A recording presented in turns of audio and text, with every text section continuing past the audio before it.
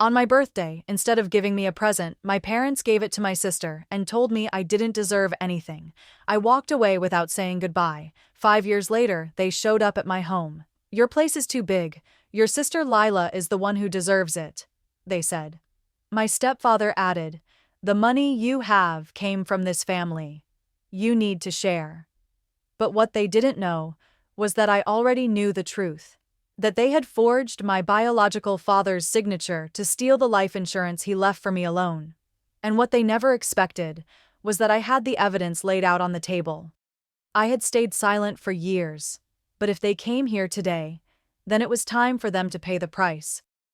Before I tell you what happened next, let me know where you're watching this from. And don't forget to like and subscribe, because the story you're about to hear isn't just about betrayal.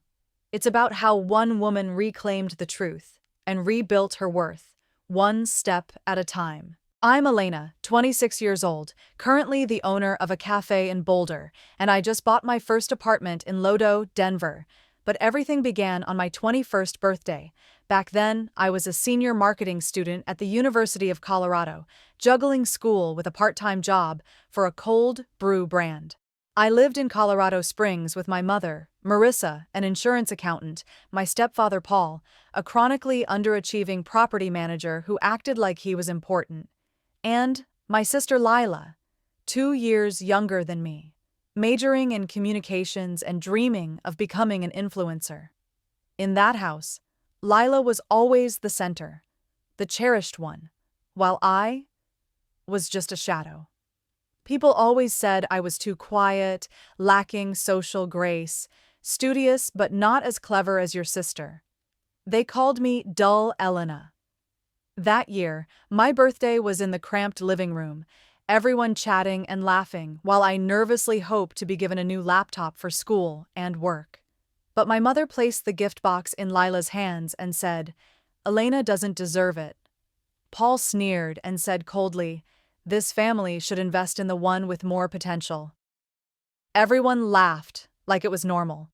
I was speechless, looking around and only meeting the sympathetic gaze of Aunt Rosa, my mother's sister, the only one in the family who had never looked down on me. That night, I sat in my room and wrote in my journal, "There's no place for me in this family." The next day, I confronted my mother, only to hear, "Don't be selfish. Lila needs it more." That was when I decided to leave that place that was no longer home. I called my best friend, Nora, and she let me stay with her in Boulder. 3 months later, I rented a tiny room near Pearl Street Mall, studied by day and freelanced in marketing by night. While sorting through paperwork, I stumbled upon an old handwritten letter from my biological father, the one my mother said had long abandoned us. In the letter, he mentioned a life insurance policy left specifically for me. I found it strange. My mother always said he left nothing. Curious, I looked into the insurance company and noticed signs of tampered records. I quietly contacted Daniel, a young attorney living in Boulder, to help investigate. Meanwhile, Lila kept posting pictures of lavish parties back in Colorado Springs, a world away from my tiny rented room. I didn't respond. I just focused on studying and working. Nearly 2 years later, at 23, I graduated and saved enough to rent a small space near Pearl Street Mall to start building my first cafe. On opening day, thanks to a marketing campaign I created myself, the cafe was unexpectedly packed. The local newspaper wrote, "Young marketer turns coffee dream into reality." I was on the verge of tears. No one from Colorado Springs showed up. No flowers, no messages. Just Nora and a few friends. 3 years later, I had weathered countless challenges: funding shortages, sudden staff resignations, broken espresso machines, to keep the cafe running and growing. At the end of that year, I bought my first apartment in Lodo, Denver.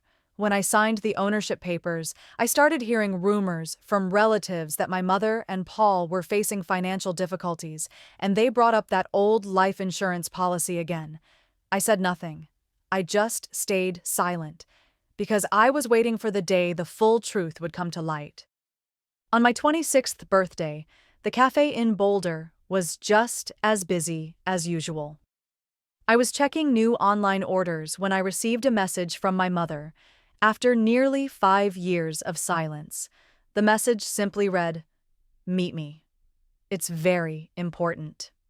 I stared at the screen for a long while, a swirl of suspicion and foreboding rising inside me. It wasn't a birthday greeting, no exclamation point, no mention of the past. Just a summons, as if I owed her this meeting. I replied with a single sentence. Meet at the cafe. 4 p.m. The rest of that day, I couldn't focus. Memories came flooding back. The day I packed my suitcase and quietly left Colorado Springs. Paul's contemptuous glare. Lila's radiant smile as she accepted the gift that should have been mine. Now, 5 years later, I had my own life. A small business I built from scratch, a modest apartment I paid for myself, and I was no longer the dull daughter they used to mock. But why today? Why on my 26th birthday? And why did my mother choose to meet me at the place I built with my own hands? A cafe named Elowin, a blend of Elena and Own? I didn't know if they had changed, or if they came looking for something else. But I knew one thing for sure. I wouldn't step back. At exactly 4 p.m., the door of Elowin opened with its familiar soft chime. I was wiping down the counter and looked up to see my mother, Paul, and Lila walk in. All three dressed neatly, Lila in an expensive short dress, my mother with more makeup than usual, and Paul with the same stiff, smug face as always. They stood in the middle of the cafe, looking around as if this was their first time entering a space that didn't belong to them.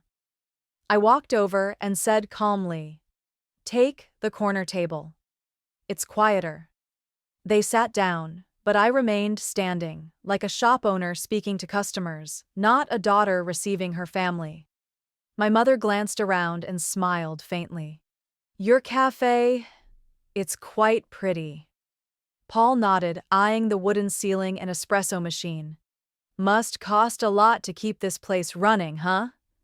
Lila stayed silent, her eyes avoiding mine. I said nothing. There was a pause. Then my mother said, "I heard you bought a place in Denver?" Paul jumped in, voice steady but heavy with implication. "Big place, and in Lodo too. Very upscale. Lila's looking for a place to start her travel content work, but prices are high now. And your place, well, it's probably bigger than you need, right?" I could feel clearly that every word they spoke wasn't concern. It was a setup for something else. They weren't here to celebrate me. They were here for what they believed they had a claim to. I crossed my arms, leaned slightly on the counter, and kept my gaze steady. "You came here just to talk about my apartment?" My mother pressed her lips together. "I just thought, if you have more than enough, sharing a little with your sister wouldn't be unreasonable."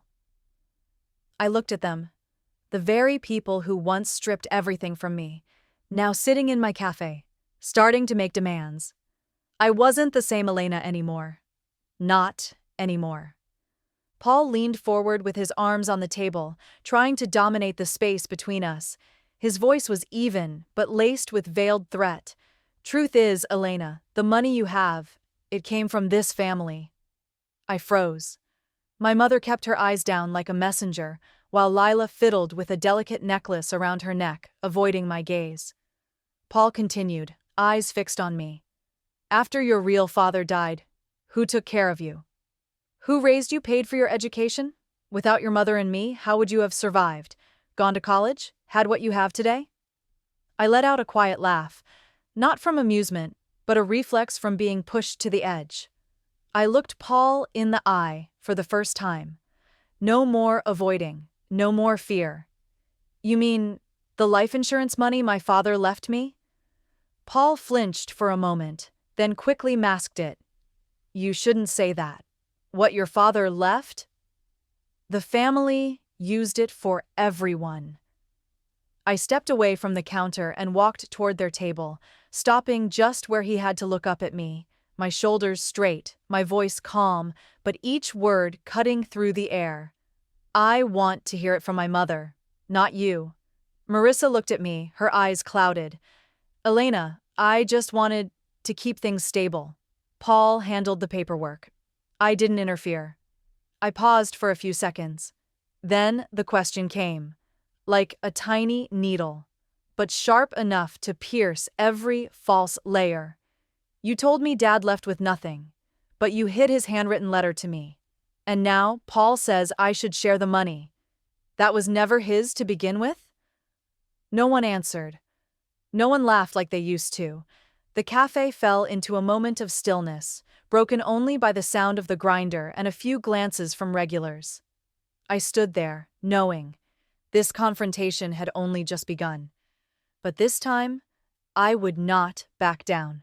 Before I could say another word, the cafe door chimed again. Daniel walked in, sleeves rolled up, holding a brown file folder, his eyes sweeping the room before landing on where I stood. No one in my family recognized him. They looked at him like a stranger who had mistakenly wandered into a private moment. But I knew. His arrival today was no coincidence. Daniel walked straight to the table, nodded politely to me, then set the folder down and opened it, pulling out a stack of papers. His voice was clear, not loud, but loud enough for nearby customers to hear. Sorry to interrupt, but I think this conversation could use some accurate information. Paul frowned. Who the hell are you? Daniel didn't answer. He simply placed a photocopy in front of them, an authorization form for the life insurance policy dated 5 years ago. Along with it, a handwriting analysis report, proving my father's signature had been forged. He said, "We had the signature reviewed by a legal handwriting expert in Denver. According to their findings, the signature on the insurance document is not that of Mr. Michael, Elena's biological father." I saw my mother's hands tremble slightly, her eyes wild with panic. Paul shot to his feet, his voice suddenly louder. "This guy's talking nonsense!" But Daniel remained calm. "Mr. Paul, you were the sole person who submitted the paperwork to change the beneficiary after Mr. Michael passed away. Forging a signature on a financial document is a criminal offense." I turned to face my mother, my voice quiet but firm. "You told me Dad left nothing for me. But now that the truth is clear, do you have anything to say?" My mother began to cry, tears that were impossible to tell whether from guilt or fear. Her voice broke. "I just wanted to keep the family safe, to give Lila a future." I stepped back, no longer softened by her tears. I had heard that line too many times. This time, my voice cracked but was resolute. "No. You didn't keep the family safe. You kept Lila safe." The air in the cafe thickened. A few customers had stopped eating, watching us. But I felt no shame. For the first time, the light was shining directly on the truth they had buried for so long, and I was no longer the one who stayed silent. Paul slammed his hand on the table, tipping over a coffee cup that spilled a brown stain across the cloth. His voice rose sharply, no longer hiding his rage. "Who the hell do you think you are, Elena? Just because you've got a little money in a cafe, you think you can say whatever you want?" People in the cafe began paying more attention, some lowering their spoons mid-air, a nearby couple exchanging a glance. Paul didn't care. He pointed straight at me, his face red with anger. "I raised you, fed you, educated you. This cafe, you only have it because of this family. You're nothing but a shadow. You'd be nothing without us. Everything should belong to Lila." My mother gasped for breath as if she wanted to intervene but couldn't find the words. Lila sat pale-faced, gripping the hem of her dress. Daniel stood up, ready to step in, but I raised a hand to stop him. I didn't want anyone shielding me. I didn't need protection anymore.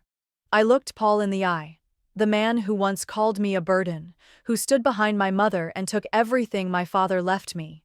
My voice wasn't loud, but each word cut through the air like a blade in the thick scent of resentment and manipulation. "If you stay here one more minute, I will call the police, and this time, I won't hesitate." Paul froze.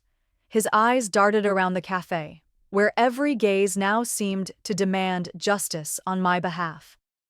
An older woman nearby shook her head, whispering to her companion, "If I were that girl, I'd do the same."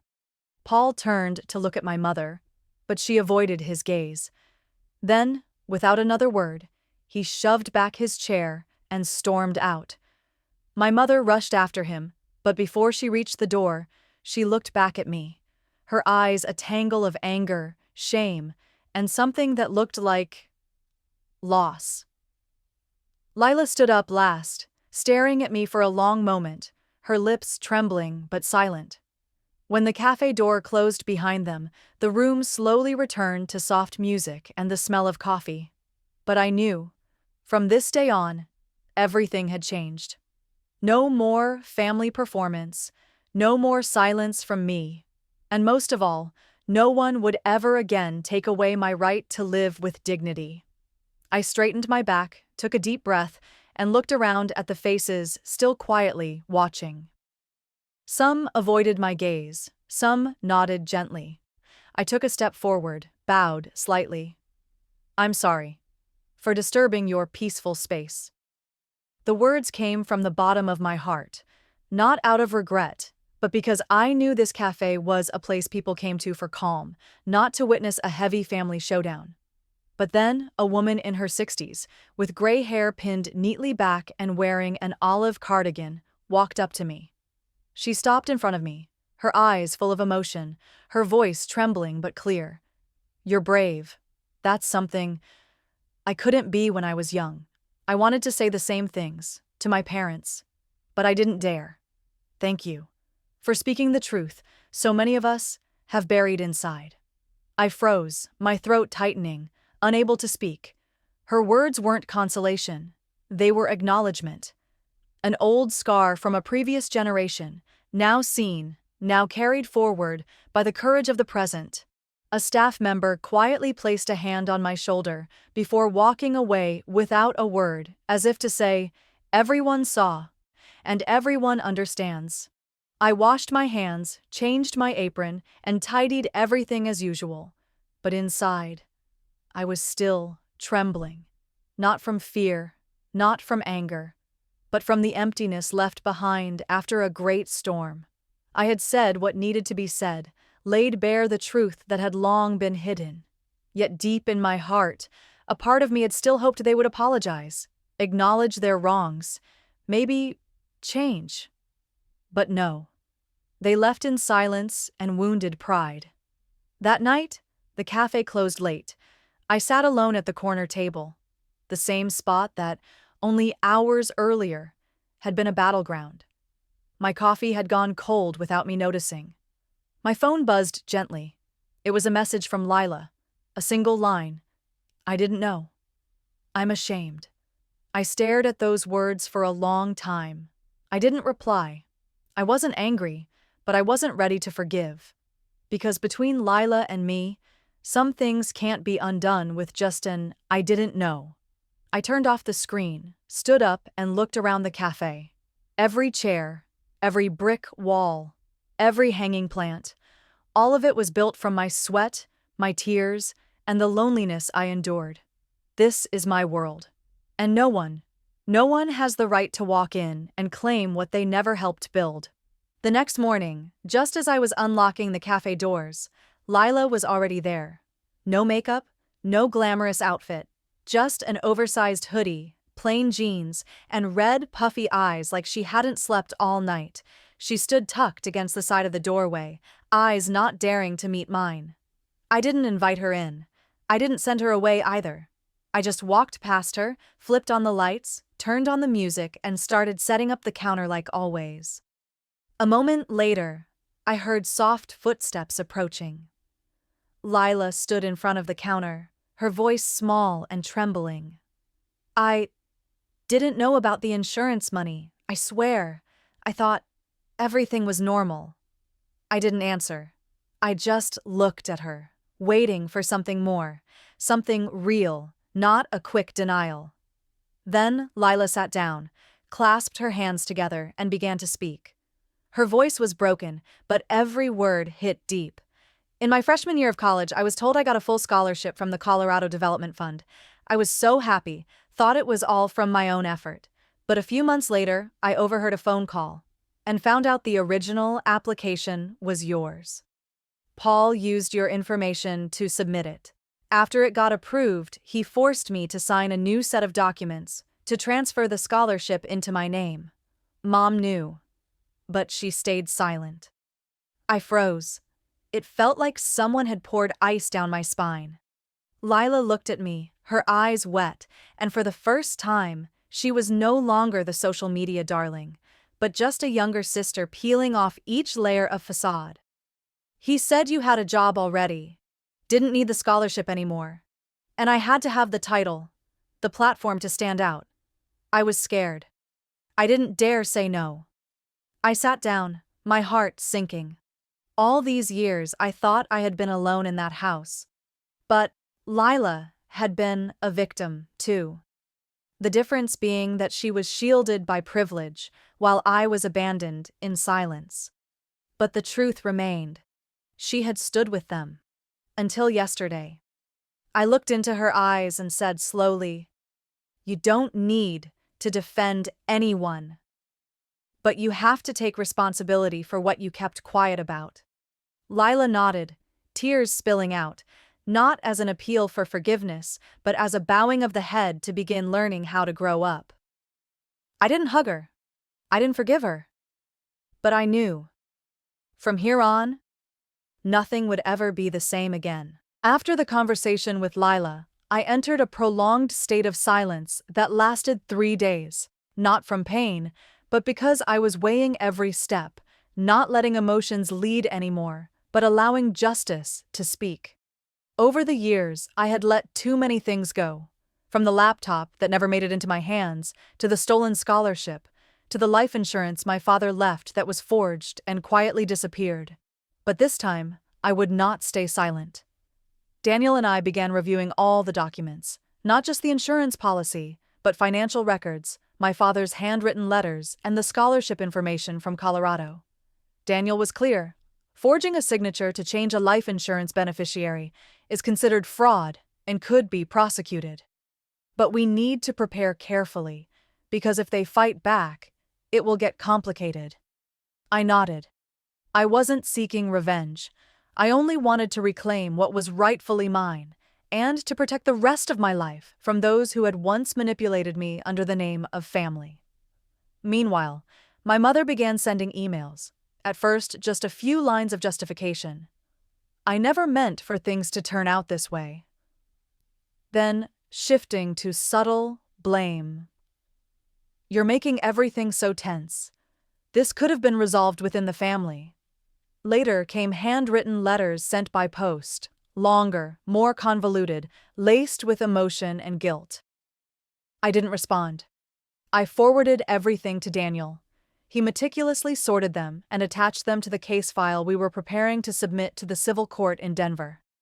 One evening, as I was closing the cafe, my phone rang. It was an unknown number. I answered. On the other end was Paul, his voice low and hoarse, without anger, without threat. Just one sentence. "If you dare take this to court, the whole family will know. You'll regret it." I said nothing. I simply ended the call and saved the recording. I stood in the cafe, the soft yellow light reflecting off the polished wood bar. At that moment, I knew. This was no longer a family matter. This was about right and wrong, and I was ready to confront it. The news began to spread. In the second week after the lawsuit was filed, a local Denver paper ran the headline, "Daughter sues stepfather for forging signature to seize life insurance." Beneath it was a photo of me in an earth-toned sweater, walking out of the district courthouse beside Attorney Daniel, neither smiling nor bowing my head. I didn't speak to the media. I let the law speak for me. But as soon as the article circulated widely, the messages began pouring in. Relatives from Colorado Springs messaging me on Facebook with harsh words. "What kind of daughter takes her father to court? Are you crazy? He raised you. Shameful." My mother kept calling. I didn't answer. Until one afternoon, while cleaning up, a delivery courier arrived with a small package. The sender was Lila. I picked it up, feeling a strange sense of anticipation. Inside was an old leather-bound notebook, the spine worn, the cover faded with time. I opened the first page. Familiar handwriting, sharp-edged but warm. My father's handwriting. It was the diary that had been hidden for years. I sat still, sinking into the small window-side chair, flipping through each page. Every word came alive again. July, when Elena was 16. She's working summer shifts at the bookstore. Every night she asks me how to write better ads. She has talent. This insurance. It's the only shield I can leave for her, just in case I'm not around. My hands trembled as I read. My vision blurred. All these years, I had believed my father abandoned me. I had harbored anger, lived silently with the unanswered question, why didn't he leave anything for me? But now I understood. He did leave something. Not just insurance, but a choice, a trust, a message sent through silence. And they, my mother, Paul, had stolen even that trust. I closed the diary and held it tightly against my chest. That night, I didn't sleep. I just sat by the window, watching the city lights reflect against the glass. Perhaps I had lost too much, but I still had what no one could ever take away: the truth and the quiet trust of the one man who had always stood by me, even in absence. The preliminary trial was scheduled for Monday morning at the Denver District Court. I sat in the plaintiff's row beside Daniel, a large wooden table ahead of us, where the truth would be laid out page by page. Paul sat across, in a suit, his face cold as stone. My mother was quieter, clutching a fabric purse on her lap, her eyes avoiding everyone. Lila didn't come. In front of the judge was a thick case file, containing all the evidence Daniel had submitted: the handwriting analysis of the forged signature, the email history, photocopies of handwritten letters, and, finally, a scanned copy of my father's diary, submitted by Lila herself. I didn't speak much in court. My attorney presented everything clearly, methodically. The defense, Paul, continuously denied the accusations, calling it a family misunderstanding, claiming Elena is being manipulated into blowing this out of proportion. But then, when the audio recording, where he threatened me, was played aloud in the courtroom, the atmosphere shifted. The judge, a middle-aged woman with half-rimmed glasses and a firm posture, turned the pages of the file slowly, looked at Paul for a long time, then turned to my mother. Her voice was calm and clear. The court recognizes verifiable evidence of forgery involving a deceased individual's signature to alter a life insurance beneficiary. Regardless of familial ties, this constitutes a legal offense. Paul froze in his seat. I looked at my mother, who, for the first time during the entire hearing, broke down in sobs. She turned to me, grasped my hand in desperation. Please, drop the case. If Paul goes to jail, I don't know how I'll survive. I pulled my hand away and slowly shook my head.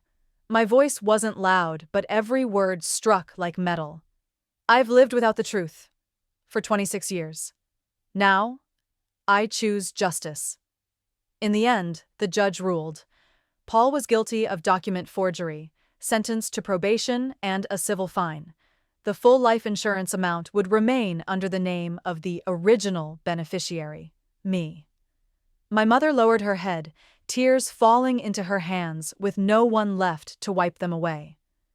As I walked out of the courtroom, the Denver wind brushed through my hair.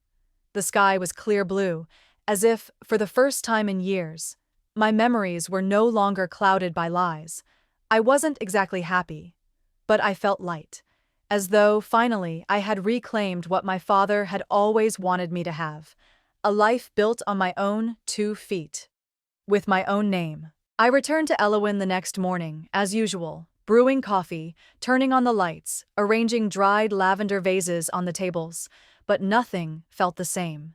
The air in the cafe was lighter, as if I, too, had just been cleansed from years of quiet endurance. While checking the payment system, the door opened. I looked up. It was Lila. She wore a white shirt, her hair tied back, no makeup, carrying a small fabric bag. She walked in, didn't say anything right away, and simply placed the bag on the table. Inside was a handwritten job application and a simple resume. Lila took a deep breath, her eyes steady. I want to work here. From the beginning. I'm not asking for special treatment. I'm just asking for a chance to learn how to stand on my own 2 feet. I looked at her, the girl who once lived wrapped in comfort, placed on a pedestal by empty praise, who had unknowingly walked a path paved by pieces of what I had lost. Now she stood before me, humble, honest, and asking for nothing. I picked up the papers, nodded gently. From today, you're not my sister. You're an employee. Lila smiled, eyes wet but bright. She nodded. I understand.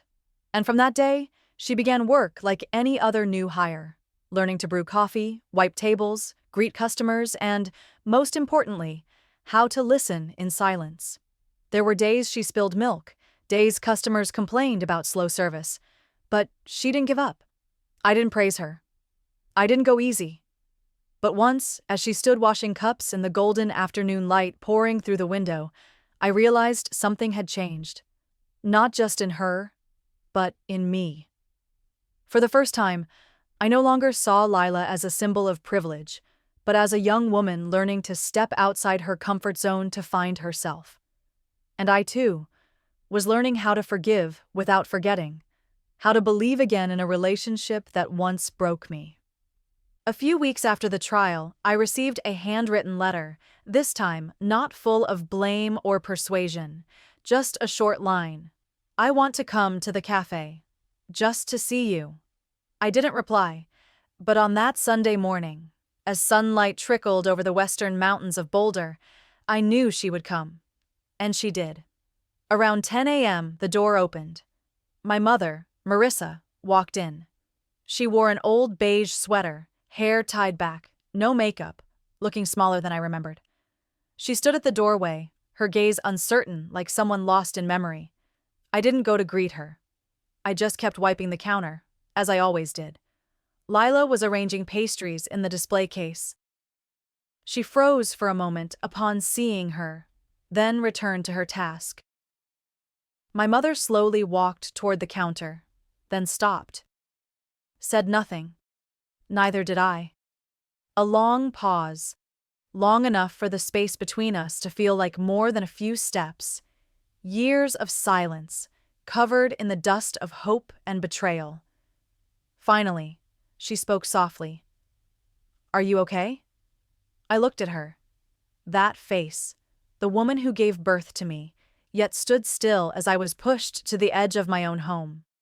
My voice was calm, neither sharp nor bitter. I'm okay. Thanks to you. My mother lowered her head. She looked like she wanted to say something, maybe an apology, maybe an excuse, but I gently raised my hand to stop her. I took a small piece of paper, wrote a few lines, folded it, and placed it on the counter. When you truly apologize, not because you feel defeated, but because you understand what you did, then I'll listen. My mother didn't open the note. She just looked at me, eyes brimming, but no longer waiting.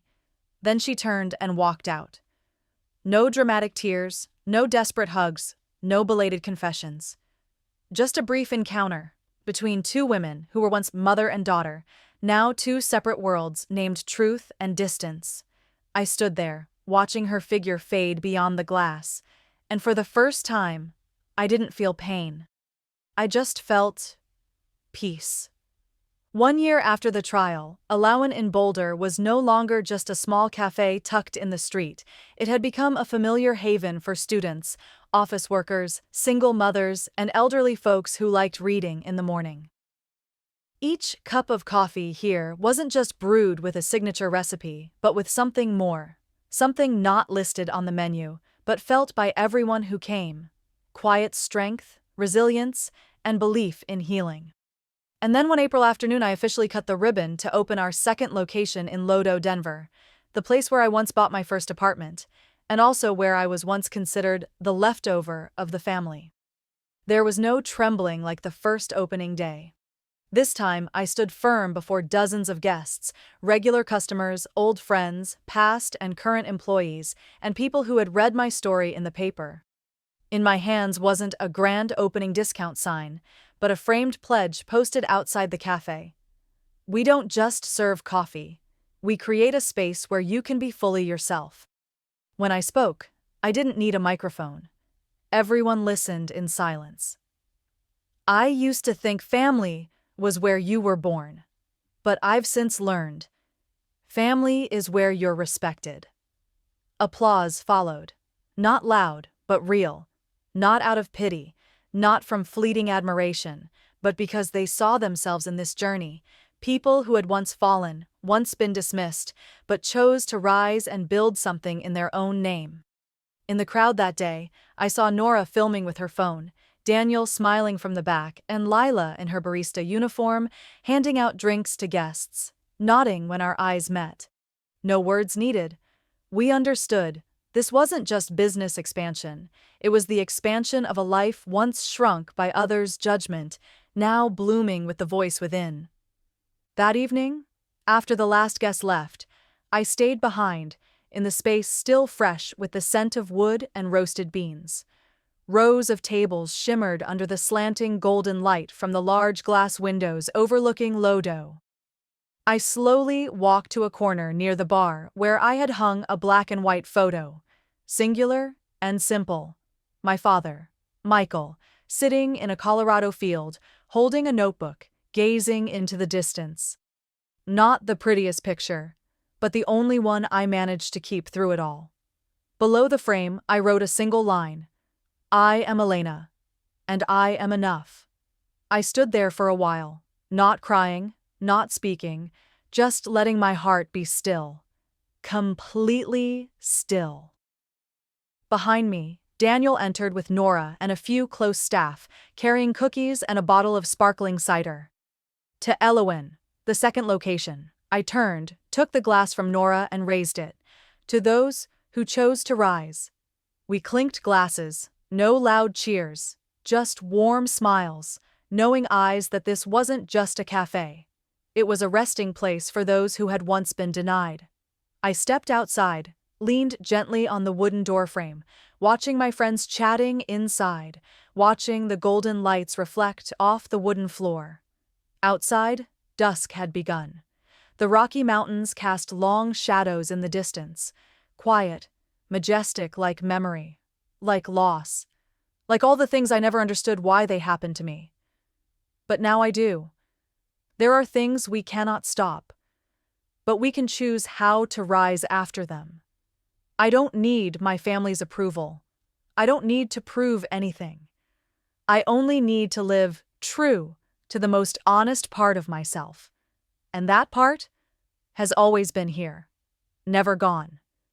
If you've stayed with me this far, chances are you too have once been like Elena, overlooked, silently swallowing injustice, asking yourself, am I really enough?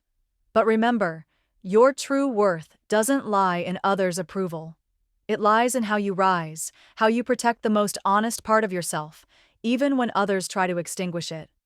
If this story spoke to you, leave a comment and let me know where you're watching from. And don't forget to like and subscribe, because every share not only spreads this story further, it strengthens someone out there, quietly learning to stand up for themselves.